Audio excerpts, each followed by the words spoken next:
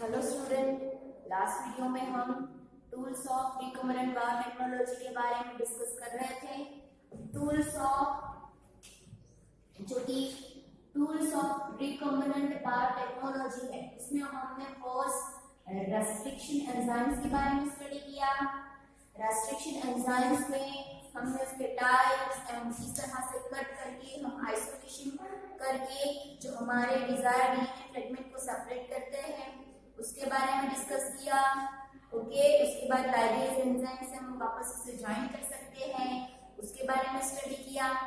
फिर हमने जो उसके अंदर आगे चूंकि बैक्टीरिया के लिए bacteriophage and plasmid as a vector use करते हैं, उसी तरह से प्लांट में एंड एनिमल में जो कि एज अ वेक्टर एनिमल में हेटेरो ग्रुप ऑफ फाइबर्स जिसे मॉडिफाइड करके बनाया गया है। प्लांट में एग्रोबैक्टीरियम ह्यूमोफ्लिजेंस में से जो टीआई प्लाज्मिड को बनाया गया है उसके बारे में डिस्कस किया था। अब हम आगे देखेंगे कि रेस्ट्रिक्शन एंजाइम्स के बाद हमने जो वेक्टर्स के बारे में डिस्कस किया था। ओके, वेक्टर्स में मैंने अभी बताया कि vector for bacteria, vector for plant and vector for animals, और उसमें वेक्टर्स के स्पेसिफिक फीचर्स के बारे में हमने डिस्कस किया था कि वेक्टर्स के पास जो है ऑरिजिन साइड होनी चाहिए, वेक्टर्स के पास स्पेसिफिक रिकॉग्नाइज साइड होनी चाहिए। ओके, तो ये जो कैरेक्टर थे उसके बारे में हमने डिस्कस किया था कि इन डिटेल में origin site, recognise site and marker genes के ये मार्कर जीन होने चाहिए, ये सारे कैरेक्टर्स के बारे में हमने डिस्कस किया था।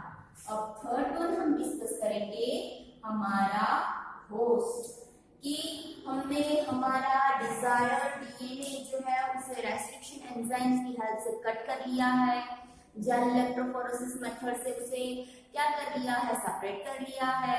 अब वेक्टर के अंदर हमने उसे डाल दिया है। ओके, अब हमें क्या करना है, तो हमारे डिजायर्ड डीएनए को हमें हमारे होस्ट के अंदर डालना है। तो अब होस्ट के अंदर कैसे डालेंगे, कि होस्ट के अंदर डाला तो होस्ट सीधा उसे एक्सेप्ट कर लेगा, तो नहीं, उससे पहले हमें हमारे होस्ट को क्या बनाना होगा, कॉम्पिटेंट होस्ट। कॉम्पिटेंट होस्ट यानी कि क्या, स्पेसिफिक जो हमारी होस्ट सेल वॉल होगी वो हाइड्रोफोबिक होगी। ओके, और डीएनए जो है वो फिलिक है, सो दैट उसे इजीली एंटर नहीं मिलेगी। तो उसे एंट्री कैसे मिलेगी, तो हमें क्या करना है, तो हमें हमारे होस्ट को कॉम्पिटेंट होस्ट बनाना है। ओके, तो यहाँ पे जो है competent host for transformation with recombinant DNA, कि हमारे रिकॉम्बिनेंट डीएनए को ट्रांसफर करने के लिए हमें हमारे होस्ट को कॉम्पिटेंट बनाना है। तो उसकी फर्स्ट मेथड है competent to take a DNA. Okay, तो कैसे हमें हमारे होस्ट कॉम्पिटेंट करना है, इसे कॉम्पीट कैसे करना है, तो फर्स्ट हमारा होस्ट क्या है, तो हम यहाँ पे हम अगर एक बैक्टीरियल सेल लेते हैं तो उसके बारे में डिस्कस करते हैं। तो फॉर बैक्टीरियल सेल हम क्या करेंगे, तो फर्स्ट बैक्टीरियल सेल को specific concentration of divalent cation like calcium, उसे हम कैल्शियम क्लोराइड के सॉल्यूशन के फॉर्म में यूज कर सकते हैं। तो फॉर एग्जांपल ले लो कि ये एक बैक्टीरिया का सस्पेंशन है, उसके अंदर हम क्या करेंगे, तो उसके अंदर हम डाइवैलेंट कैटायन क्या डालेंगे, कैल्शियम। तो कैल्शियम हमने डाला, अब ये कैल्शियम क्या करेगा, तो कैल्शियम जो है इसका जो हाई कॉन्सेंट्रेशन है वो बैक्टीरियल सेल वॉल के ऊपर फोर्स क्रिएट करेगा। ओके, इसकी वजह से उसकी जो सेल वॉल है उसके अंदर क्या होगा, तो फोर्स क्रिएट होगी। उसके बाद हम तुरंत ही ये जो हमारा प्रिपेयर सस्पेंशन है उसे क्या कर लेंगे, आइस के अंदर रख देंगे। तो वो प्रोसेस कैसी हो जाएगी, आइस दे देंगे, थोड़ी स्टॉप हो जाएगी, क्योंकि नॉर्मली क्या होता है, जो भी एंजाइमेटिक रिएक्शंस होते हैं वो आइस में शॉक हो जाएंगे, स्टॉप हो जाएंगे। उसके बाद वापस हम उसे हीट शॉक देंगे, 42 अंश सेल्सियस पे रखेंगे। ओके, और तुरंत ही हम उसे वापस आइस में रखेंगे। तो क्या होगा, तो बैक्टीरियल वॉल को पहले तो हमने ऑलरेडी जो है कहा है डायवैलेंट कैटायन कैल्शियम से ब्रेक किया हुआ है, उसकी कॉन्सेंट्रेशन की वजह से पोर्स बन गए हैं। उसके बाद हम क्या किया, तो ice, then heat shock and वापस आइस में रखा। तो ये प्रोसेस की वजह से क्या होता है कि बाहर का जो डीएनए है वो होस्ट के साथ कंपीट करता है, पोर बनते हैं और इजीली उसके अंदर एंटर हो जाता है।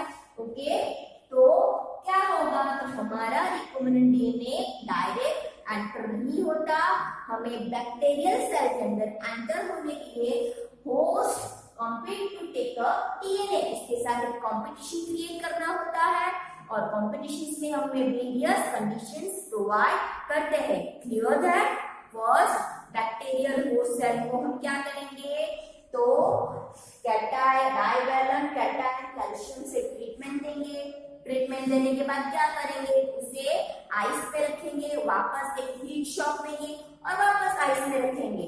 तो ऐसे उसे कंप्लीट करेंगे और जो बैक्टीरियल सेल वॉल के अंदर जो पोर्स बनेंगे वहां से इजीली हमारा जो कि रिकॉम्बिनेंट डीएनए है, यानी कि हमारा होस्ट के अंदर कौन जाने वाला है, प्लाज्मिड जाने वाला है ना, तो वो इजीली एंटर हो पाएगा। अब next is micro injection for animal. तो माइक्रो इंजेक्शन फॉर एनिमल्स ये हमारी फर्स्ट मेथड।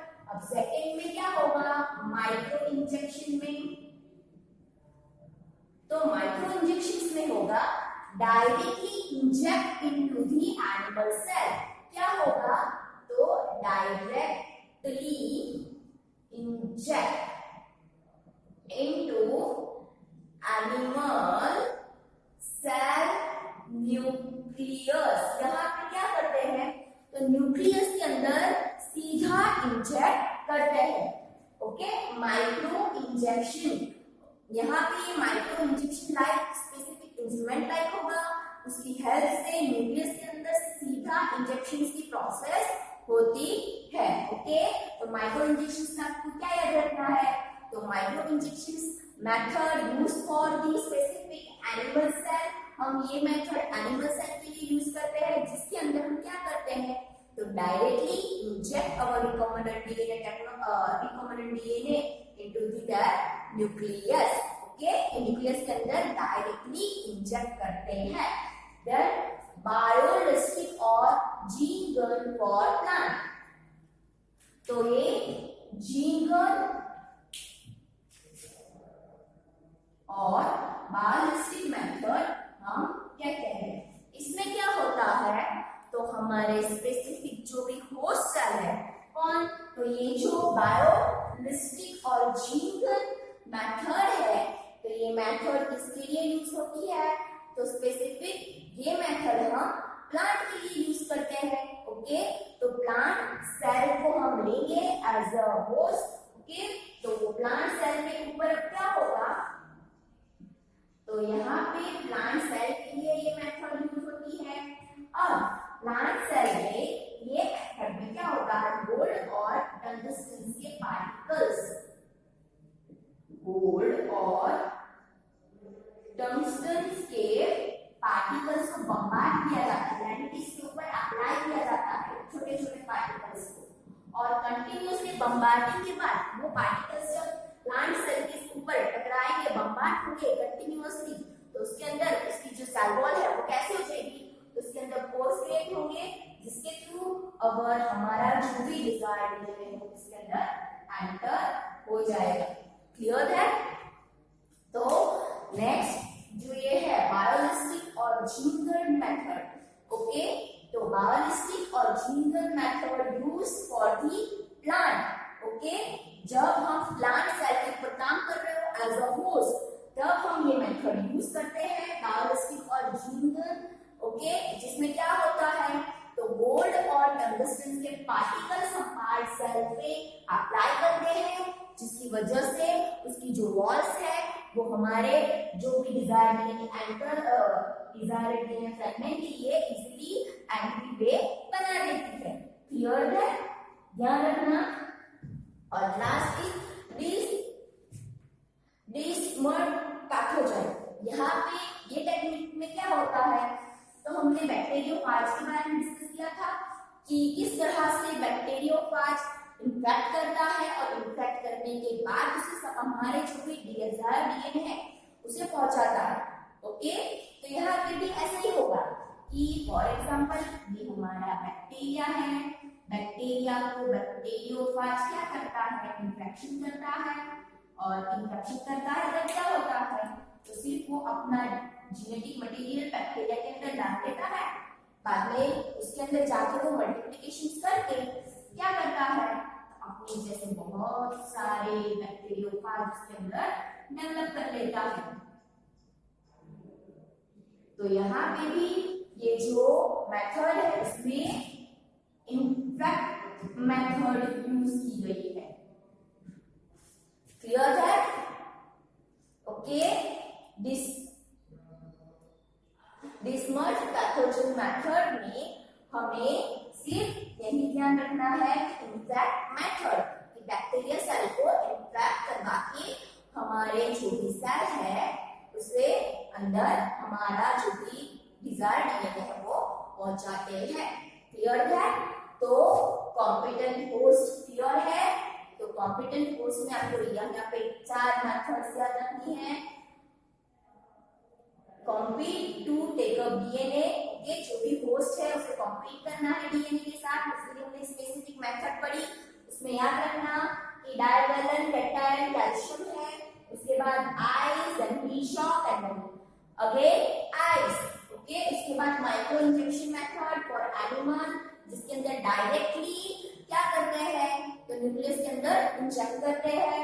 बायोलिस्टिक और ginger use for the plant, जिसके अंदर क्या होता है, तो बम्बार्डिंग दी गोल्ड और टंगस्टन पार्टिकल्स, उसे बम्बार्ड किया जाता है, यानी कि इसके ऊपर अप्लाई किया जाता है छोटे छोटे गोल्ड और टंगस्टन के पार्टिकल्स, और प्लांट सेल वॉल को इजीली एंटर को प्लांट सेल को कैसे बना देते हैं, इसके अंदर माइन्यूट पोर बना देते हैं जिसके थ्रू हमारा डिजायर्ड डीएनए एंटर हो सके। Then this must be pathogen, यानी कि ये जो फोर्थ मेथड है उसमें सीधा इन्फेक्ट करवाते हैं। ओके स्टूडेंट, तो यहाँ पे हमारा जो टॉपिक था कि होस्ट कैसा होना चाहिए और होस्ट के अंदर किस तरह से हम एंटर कर सकते हैं उसके बारे में डिस्कस किया है। Thank you student.